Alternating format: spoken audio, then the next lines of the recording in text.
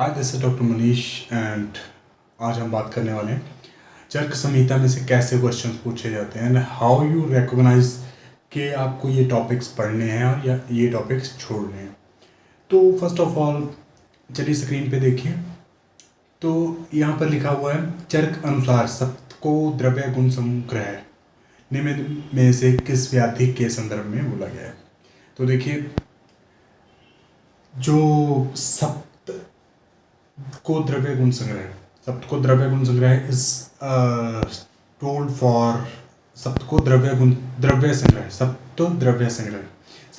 द्रव्य संग्रह is told for कुष्ठ रोग के लिए बोला गया है, क्योंकि ये इसमें इसके दूष्य जो होते हैं वो 7 होते हैं।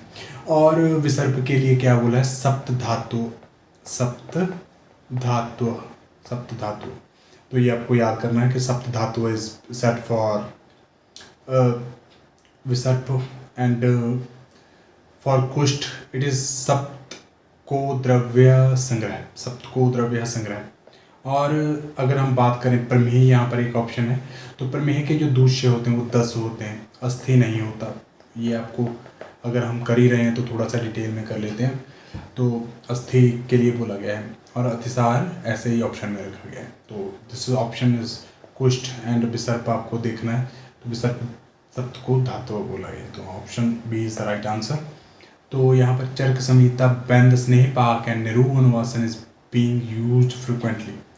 देखिए, वार्तिक कुलम में जब स्नेहपान, निरूह और अनुवासन का बार बार प्रयोग किया जाता है तो किस चीज़ का ध्यान रखा जाता है। तो यहाँ पर बोला जाता है कि कफ मारतम परिरक्षिता, या फिर इसमें आपको टिक जो करना है वो ऑप्शन पित्त कफ परिरक्षित, मतलब पित्त और कफ जो हैं उनका ध्यान रखा जाता है जब आप वार्तिक कुलम में बार बार स्नेहपान, निरूह या फिर अनुवासन का यूज़ करते हो।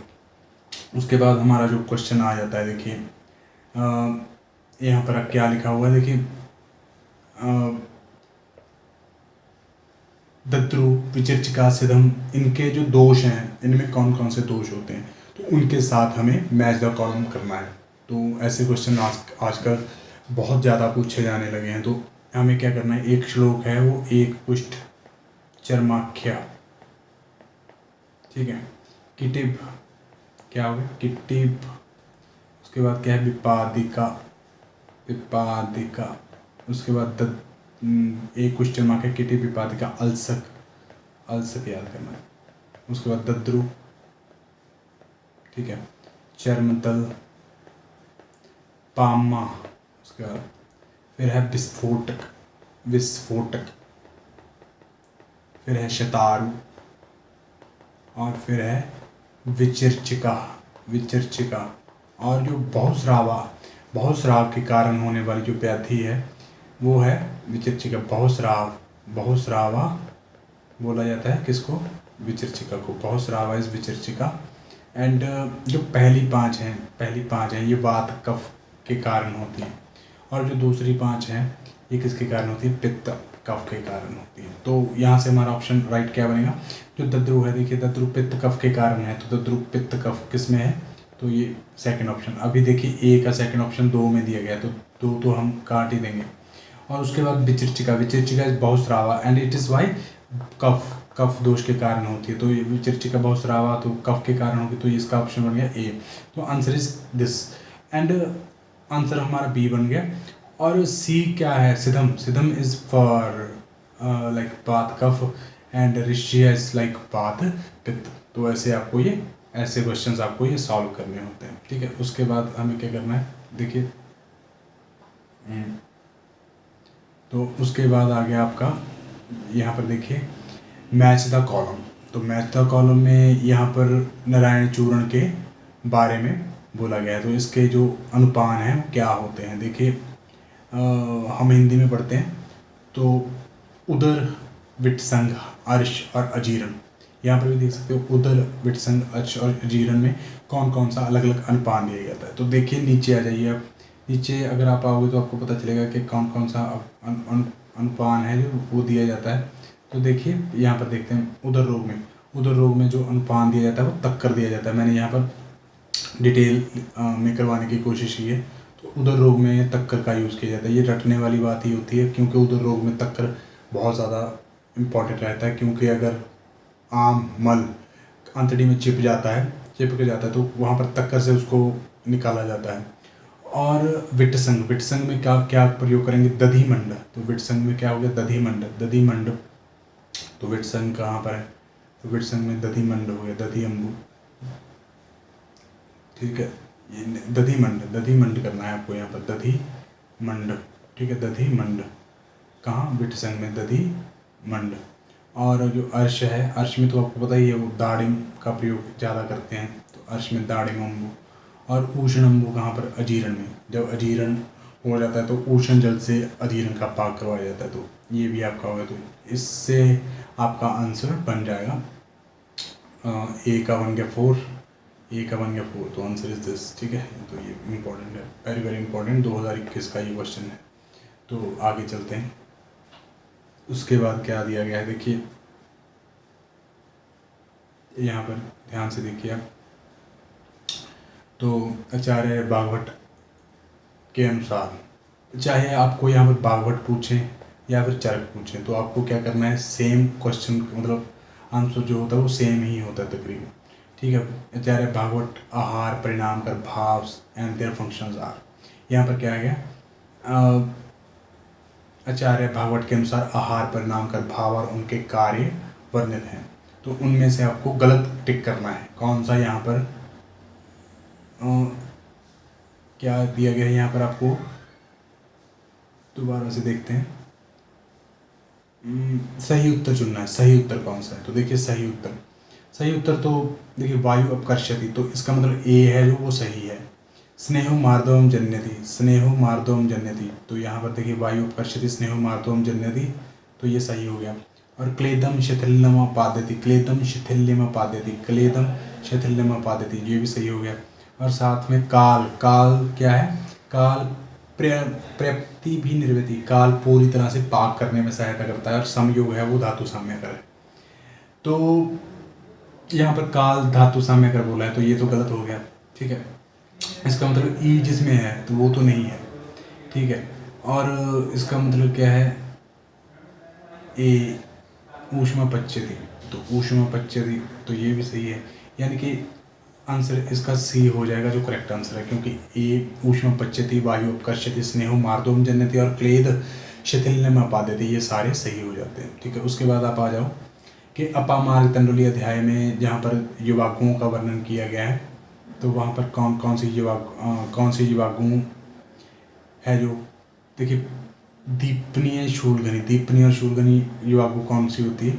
जिसमें होता है पिप्पली, यहाँ से आप लिख लो पिप्पली मूल, उसके बाद क्या है? चव्य, और फिर चित्रक, और फिर नागर। तो ये होती है, अगर पिप्पली मूल चव्य चित्रक नागर है तो युवागु को शूलघनी बोलते हैं, और साथ में इसी युवागु को बोलते हैं दीपनीय युवागु, क्योंकि इसमें जो दीपनीय महाक्षय के ड्रग्स यूज हुए हैं। तो इसमें कौन सा नहीं है? तो देखिए पिप्पली भी है, ठीक है, पिप्पली मूल है, यहाँ पर चव्य है, चित्रक है, तो यहाँ पर मृच नहीं है। तो आपका जो आंसर आ जाएगा कौन सा आ जाएगा? सी ऑप्शन, इसमें मृच नहीं होती। तो आगे आ जाइए। वाध्य श्रम साध हृदय व्यथा, तो ये किसके लिए बोला गया? देखिए किसके लिए बोला गया? ये मुझे तो पता ही है, वाध्य श्रम साध हृदय व्यथा। तो वाध्य श्रम साध हृदय व्यथा इज सेट फॉर पिपासा। अगर आप यहाँ पर देखें तो पिपासा के लिए क्या बोला गया? ध्यान से देखिए, पिपासा के लिए बोला गया कंठास्य शोष वाधीर्य श्रम साध हृदय व्यथा। तो ये तो आपका टिक हो ही गया, ठीक है। उसके बाद क्या है? बाष्प की बात करें तो प्रतिश्याय अक्षिरोगच हृदय रोग अरुचि भ्रम। तो प्रतिश्याय अक्षिरोगच हृदय रोग अरुचि और भ्रम, ठीक है। इसको ऐसे याद करोगे आप, PA है, तो प्रतिश्याय अक्षिरोगच हृदय रोग अरुचि भ्रम, तो ये आपको याद करना है। और साथ में आपको क्या याद करना है? शुद्धा को रोकने से क्या क्या होगा? तो शुद्धा को रोकने से वीकनेस आ जाएगी, आपको पता ही है। तो काश्रय हो जाएगा, बंदा सूख जाएगा, काश्रय हो जाएगा, ठीक है। यहाँ पर हम लिखते हैं, देखिए काश्रय हो जाएगा एक तो, ठीक है। और क्या हो जाएगा, क्षुधा को रोकने से दुर्बलता आ जाएगी, दौर्बल्यम। ठीक है। उसके बाद क्या हो जाएगा, विवर्ण्यम। विवर्ण्यम मतलब कलर भी अच्छा नहीं हो बनेगा अगर बंदा भूखा रहा है। उसके बाद अंगमर्द, अरुचि और भ्रम। आपको क्या याद करें, अंगमर्द, अरुचि और भ्रम, ये तीनों याद करनी है। डबल ए, अंगमर्द, फिर अरुचि और फिर भ्रम। इट इज़ सेट फॉर अपना जो है, किसके लिए बोला गया है, ये बोला गया है क्षुधा के वेग को रोकने से। और पिपासा के लिए तो ये हमारा दिया ही है, बाधीर्य, श्रम, साधैर्य, देवता। तो कई बार पूछ लेते हैं कि बाधीर्य किसके लिए बोला गया, तो बाधीर्य इज सेट फॉर पिपासा। तो आगे करते हैं उसके बाद। तो देखिए, आचार्य चरक ने उदमंथ किस ऋतु में वर्जित किया है, तो आचार्य जो चरक है उदमंथ उन्होंने किया है वर्जित अपनी वर्षा ऋतु में। तो ये तो सीधा सीधा सा क्वेश्चन है, ऋतुचर्या आपको करना है, तो जो है मोस्ट इम्पॉर्टेंट, तो इसीलिए आगे चलते हैं। चलिए आगे, ये क्या हो गया,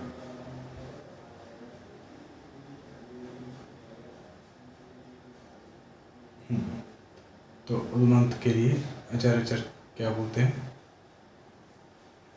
वर्षा ऋतु में इसका प्रयोग करना चाहिए। हेतु पूर्व रूपानी अल्पानी यस्य च। तो ये किसके लिए बोला गया, जिस रोग के हेतु रूप अल्प मात्रा में होते हैं, तो उसको क्या बोलेंगे, आपको पता ही है। जिसके पूर्व रूप अल्प हों तो वो सुख साध्य व्याधि होती है। तो ये आपको याद करना है कि जिसके हेतु पूर्व रूपानी अल्पानी जस्य च, मतलब जिसके पूर्व रूप अल्प हों उसे सुख साध्य व्याधि होते हैं। तो ये आपको व्याधियों के सुख साध्य असाध्य, ये आपको सारे के सारे याद करने हैं। देखिए, ठीक है, ठीक। गुरु व्याधित क्या होता है, लघु व्याधित क्या होता है, ये।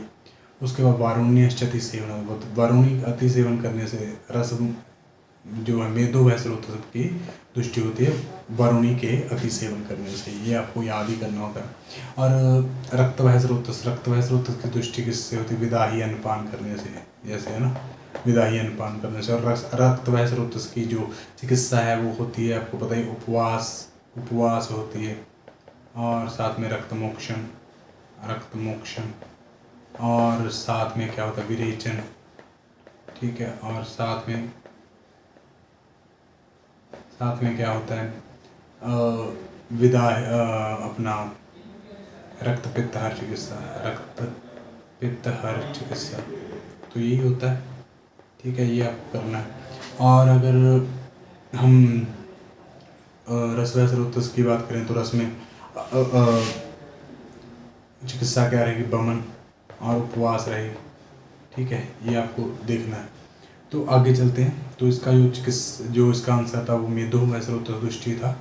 तो उसके बाद क्या करते हैं हम, चरक संहिता में अस्थि संधियों में महारुजा और अधिक वेदनाओं, तो कौन सा स्नेह इसमें से दिया जाता है, तो यहाँ पर आ जाइए।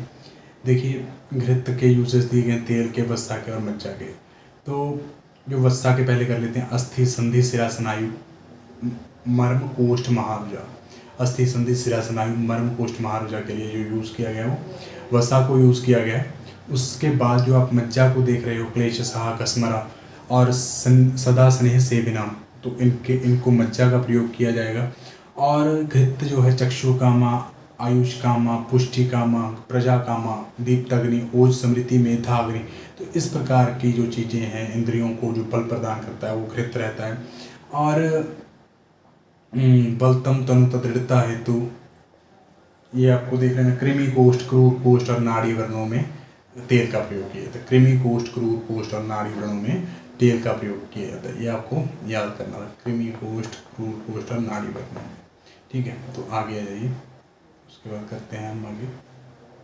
तो चरक अनुसार वामक औषधि के सेवन के पश्चात स्वेद का प्रादुर्भाव हो तो क्या होना चाहिए, तो स्वेद का प्रादुर्भाव होता है जब तो दोषों का प्रेवलायन होना शुरू हो जाता है। ये तो सिंपल सी बात है, मतलब सिंपल सी क्या बात है, ये सभी को पता होता है। तो यहाँ से हम इसको क्लैरिफाई भी कर लेते हैं। देखिए, दोष प्रबलायन होता है तो स्वेद का प्रादुर्भाव हो जाता है। तो देखिए, स्वेद का प्रादुर्भाव होना, दोषों का प्रबलायन होना, जो आंसर मैंने यहाँ पर लिखा है। तो लोमहर्ष होने पर दोषों का अपने स्थान से प्रचलित होना। अगर लोमहर्ष होता है तो ये देखिए, लोमहर्ष तो यहाँ पर नहीं दिया, दोष पर चलाए तो ये क्या होगा, लोमहर्ष। तो लोम हर्ष, ठीक है। और कुक्षी अनुगत दोष होंगे तो आधमान होगा। कुक्षी में दोष आ गए अभी तो क्या होगा, आधमान। ऐसे कुक्षी में दोष आ गए, यहाँ पर दोष आ गए तो क्या होगा, आधमान, क्या होगा, आधमान, ठीक है। और अगर उधरमुखी हो रहे हैं, उधरमुखी ऊपर की ओर आ रहे हैं तो क्या होगा, हल्लास तथा हास्य श्रवण। तो क्या होगा, हल्लास तथा हास्य श्रवण। तो इस प्रकार से आपका ये आंसर हो जाता है। उसके बाद क्या बोला गया कि उत्तम मात्रा में स्नेह का निर्मुक्त किस व्याधि की उत्तम मात्रा में किस व्याधि में उत्तम मात्रा स्नेह का प्रयोग किया जाता है। तो देखिए उत्तम मात्रा आपको पता ही है, मैंने कैसे याद करवाया था क्लास में, कैसे याद करवाया था हमने, सर्पदष्ट और विसर्प, दोनों सर्प सर्प वाले, सर्पदष्ट और विसर्प, और मूत्रकृच्छ और विबंध।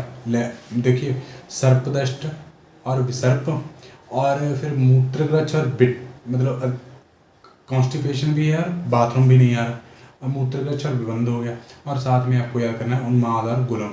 तो इसमें से कौन सा आंसर बन जाएगा हमारा, मूत्रकृच्छ में जो है उत्तम मात्रा का प्रयोग किया गया है। अभी कई बार पूछते हैं कि ह्रस्व मात्रा का कहाँ पर यूज़ करें, तो ह्रस्व मात्रा में आपको यही याद करना है, JKA, ज्वर, कास और अतिसार में क्या होगा, ह्रस्व मात्रा का प्रयोग किया जाए। किसका, ह्रस्व मात्रा का। और अगर बात करें हम मध्यम मात्रा की, तो मध्यम मात्रा जो स्किन डिजीजेज है बेसिकली शूद्र कुष्ठ, और वात रक्त में भी आपको पता है स्किन इफेक्ट हो जाती है, तो वात रक्त।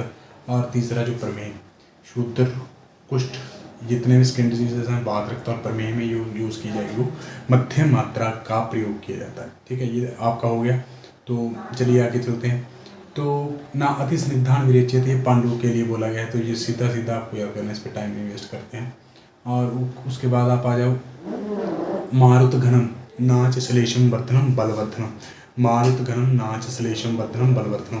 तो ऐसा जो स्नेह जो मारुत को, यानी कि हवा को, तो मारुत को तो कम करे लेकिन श्लेष्मा का वर्धन ना करे। जनरली होता क्या है, जो कफ को कम करते हैं वो वात को बढ़ाते हैं, जो वात को कम करते हैं वो क्या करते हैं, कफ को बढ़ाते हैं। तो लेकिन ऐसा स्नेह जो मारुत को कम करता है और श्लेष्मा का वर्धन नहीं करता, तो वो क्या होता है, तेल होता है। तो यहाँ पर लिखा भी हुआ है मारुत घनम नाच श्लेषम वर्धनम बलवर्धनम। और तेल किसके लिए यूज़ किया जाता है, साथ साथ में योनि विशोधन के लिए, योनि का विशोधन के लिए, यानी कि गायनी में तेल का प्रयोग होना आम बात है, क्योंकि योनियों के विशोधन करने होते हैं इससे, ठीक है। और उसके बाद आप बस्सा के लिए देखो, बस्सा के लिए क्या बोला गया, वित्त भगनाथ भ्रष्ट योनि के लिए, भगन के लिए। और स्नेह अर्थ जो व्यायाम, लोग जो व्यायाम वगैरह करते हैं दिन रात, उनके लिए वसा बहुत ज़्यादा इंपॉर्टेंट रहता है। और विशेष स्थानाम बलकृत, तो ये किसके लिए बोला गया, लज्जा के लिए। तो आई होप थोड़ा सा आपको पता चल रहा है कि कैसे कैसे क्वेश्चंस होते हैं, ठीक है। उसके बाद चर्क संहिता अनुसार रिक्त स्थान की पूर्ति के लिए, तो ये इंपॉर्टेंट है काफ़ी, तो ये बहुत ज़्यादा इंपॉर्टेंट। दो चिकित्स्यो अपसमहार चिरकारी कृताप शपथ और तस्माद, क्या इसमें रसायन चिकित्सा, रसायन का प्रयोग किया जाएगा। फिर जब हम अपस्मार की चिकित्सा करते हैं तो उसके संसर्जन कर्म के बाद, यानी कि उसको संशोधन वगैरह करने के बाद उसमें रसायन का प्रयोग किया जाता है। जी वैसे भी आपको पता ही अपस्मार जो है उसमें 3 साल तक, 3 ईयर्स तक औषधि दी जाती है, ठीक है। तो यहाँ पर चर्क भी यही कहते हैं कि भाई रसायन है, ये लंबा टाइम सेवन करनी पड़ेगी, औषधि लंबे टाइम पे से ही काम कर सकती है। तो यहाँ पर दो चिकित्स्यों आद्य अपस्मार चिरकारी कृता शपथ, और यहाँ पर क्या है, रसायन का प्रयोग किया है। चलिए आगे है क्वेश्चन, देखिए स्क्रीन पे। According to Charaka Samhita, when the स्नेहपान निरू and अनुवासन are being used frequently in Vatic, government should be ensured that these therapies do not aggravate। जब आप गुलों में स्नेहपान निरू और अनुवासन का प्रयोग करें तो इससे वही है कफ और पित्त, ये पहले हुआ है, इसको छोड़ दो। उसके बाद देखिए भाई जो बुखार के बारे में बोला गया है, ये माधव का तो नाम रख दिया, लेकिन ये चर्क चिकित्सा में से क्वेश्चन आया है, ठीक है। चर्क चिकित्सा में क्या, कहाँ से क्वेश्चन आया है, चर्क चिकित्सा में से क्वेश्चन आया है, ठीक है। चिकित्सा में से, ठीक है, चिकित्सा में से क्वेश्चन आया। तो आपको क्या करना, वात पित्त जो होता है वो क्या होता है, शिरोग्राही। वात पित्त जो होता है वो क्या होता है, शिरोग्राही। वात कफ जो होता है वो होता है पृष्ठग्राही। और क्यों, और जो पित्त कफ जो होता है दोनों, तो ये होता है त्रिकग्राही। क्या होता है? त्रिकग्राही। तो और उसके बाद क्या रहता है? श्लेष्मिक। तो ये हम देख लेंगे, 3 मैच करने की कोशिश करते हैं। देखिए हम यहाँ पर कफ पित्त जो है, कफ पित्त क्या होता है? त्रिकग्राही, तो ये दूसरे के पास चला गया। वात पित्त है जो शिरोग्राही, तो ये पहले के पास चला गया। और वात कफात्मक होता है ये पृष्ठग्राही। देखिए पृष्ठग्राही। वात कफ क्या है? पृष्ठग्राही, तो ये पृष्ठाद आ गया। तो जो रह गया उसका श्लेष्मिक वो है कि जंघाव्याम। जंघाओं को कष्ट पहुंचाता है। तो देखिए जो पहला है उसका है दूसरा ऑप्शन, तो ये आंसर तो यही आ गया हमारा। और दूसरे का है चौथा, तो ये बन गया। तीसरे का है पहला, तो ये बन गया। ये हो गया आंसर आपका। आगे चलते हैं। देखिए उसके बाद पाद जंघा उरुकर मुला मोटनी, तो ये खल्ली रोग के लिए बोला गया। पाद जंघा उरुकर मुला मोटनी, पाद जंघा उरुकर मुला मोटनी, मसल देने की सी पीड़ा होती है पाद जंघा और उरु में। चलिए आगे करते हैं। संधियों की संख्या कितनी है? देखिए 210 है, वो किसने बताई है? शुशु ने बताई है। इसकी डिवीज़न मैंने आपको करवाई हुई है क्लास में। 68 जो है सिर के ऊपर होती हैं। ये आपको देखना पड़ेगा थोड़ा सा। जो 17 संधियाँ मिला के कैसे बनती है संधियाँ, जो हमारी शाखाएं होती हैं उनमें 68 होती हैं, तो इस प्रकार से आपको। और जो 200 बताई है वो किन्होंने बताई है? सुश्रुत ने बताई है। 200 किसने बताई है? सुश्रुत ने बताई है। 210 जो है सुश्रुत ने बताई है, और 200 किसने बताई है? चरक ने। सॉरी जो कन्फ्यूज़न हो रही है, अभी रात का टाइम है तो अभी थोड़ी सी कन्फ्यूज़न हो जाती है मेरे को करते करते। और स्नायु का निर्माण कहाँ से होता है? आपको पता ही है, ये क्वेश्चन का आंसर आप खुद दोगे। जो रस का जो उपधातु होता है वो कौन होता है? स्तन्य और आर्तव। स्तन्य और आर्तव। और रक्त धातु का सिरा और कंडरा। ठीक है। और जो मेद धातु का मांस का जो होता है, वो मांस से क्या बनता है? स्नायु का निर्माण होता है। तो आपको याद करना था, ठीक है, स्नायु। उसके बाद आप आ जाओ।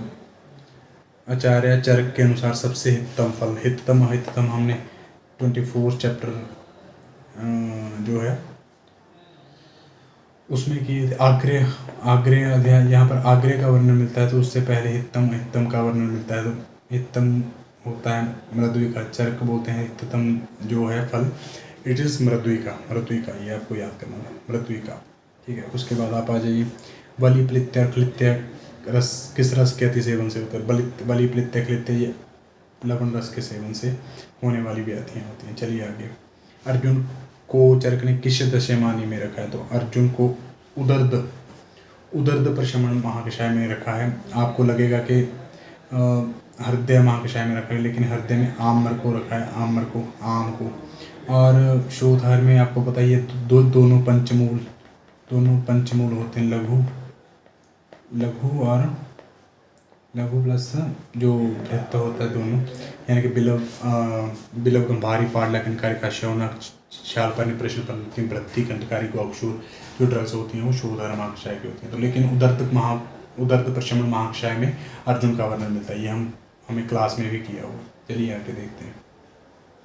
उसके बाद भर्तृ ग्रंथों में सर्वाधिक टीकाएँ किस पे लिखी गई हैं? भर्तृ ग्रंथों में सर्वाधिक टीकाएँ चरक संहिता पे लिखी गई हैं, टिक करना है आपको। निरंतर पद व्याख्या जो लिखी गई है वो जेजट द्वारा लिखी गई है, ठीक है, ये आपको करना था।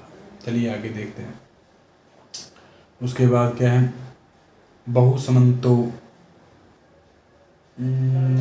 ये किसके लिए बोला गया? तो ये एक असर्शन रीजन टाइप क्वेश्चन है।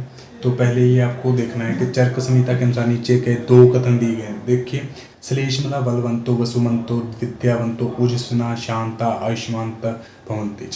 तो ये आपको याद करना है, मतलब श्लेष्म के लिए ये बोला गया है या नहीं।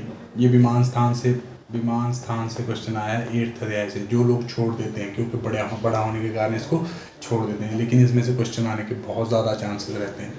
तो उसके बाद क्या है? बातस्तु रूक्ष लघु चल बहुत शीघ्र शीत परुष विषय। तो ये दोनों सही हैं मेरे हिसाब से। तो ये दोनों statements, both statement A and statement 2 are right, correct.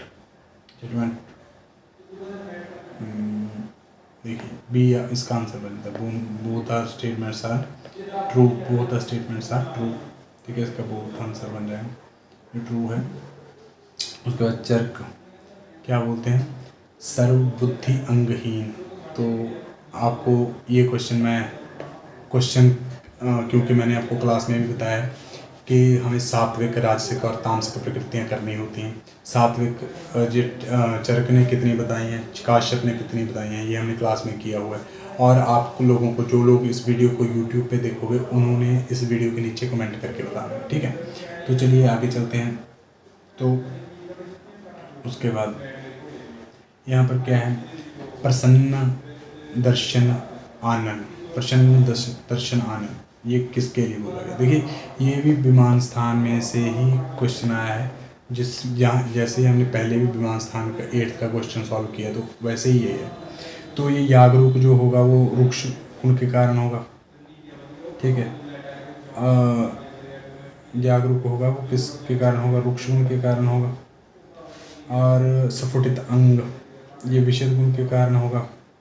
और जो अच्छ होगा, अच्छ गुण के कारण ये होगा, प्रिय आनंद वगैरह। और सुकुमार जो होगा वो किसके कारण होगा? सुकुमार, ये आपको देखना है, ठीक है। तो इसका जो आंसर वो बन जाता है, देखिए प्रसन्न दर्शन आनंद, तो ये है 4th। तो ये आंसर बन गया इसका सी, ठीक है। तो इसको आपको टिक करना है। और मतलब जो 8th चैप्टर है हमारे चरक संहिता का, बहुत ज़्यादा इंपॉर्टेंट होने वाला है 2023 के लिए। तो उसके बाद क्या बोला? वसुमंत, विद्यामंत, उज्जव, शांत, आयुष्मंता भवंती, कि ये श्लेषम के लिए बोला है, सही है बिल्कुल। रुक्ष, चंचल, ये भी सही है, दोनों बात। मतलब देखिए शांत होते हैं कफ प्रकृति वाले, ओजस्वी होते हैं। और जो कफ बात वाले होते हैं वो रुक्ष होते हैं, लघु होते हैं, चल होते हैं, बहुत शीघ्र, शीत, परुष, विशद। तो ये बात के गुण के लिए बोला गया है। तो ये बिल्कुल सही हो जाता है, ठीक है। वातस्तु, रुक्ष, लघु, चल, बहुश, शीघ्र, शीत, परुष, विशद। तो ये आपको सही करना है। उसके बाद आप आ जाओ पाद, उरुज, जंघम, लामूटनी, ये किसके लिए बोला गया? वही खल्ली रोग के लिए बोला गया। तो आगे चलते हैं, ये हमारा हो गया, तो दोबारा से आगे, ठीक है। तो यहाँ तक आपको ये सारे के सारे क्वेश्चंस देख लेने हैं। इससे आपको आइडिया लग जाएगा कि चरक संहिता में ऐसे कैसे क्वेश्चंस आते हैं। आई होप आपको ये वीडियो पसंद आएगी। तो बने रहिए आयुर्वेदिक क्लासरूम के साथ दोस्तों। धन्यवाद।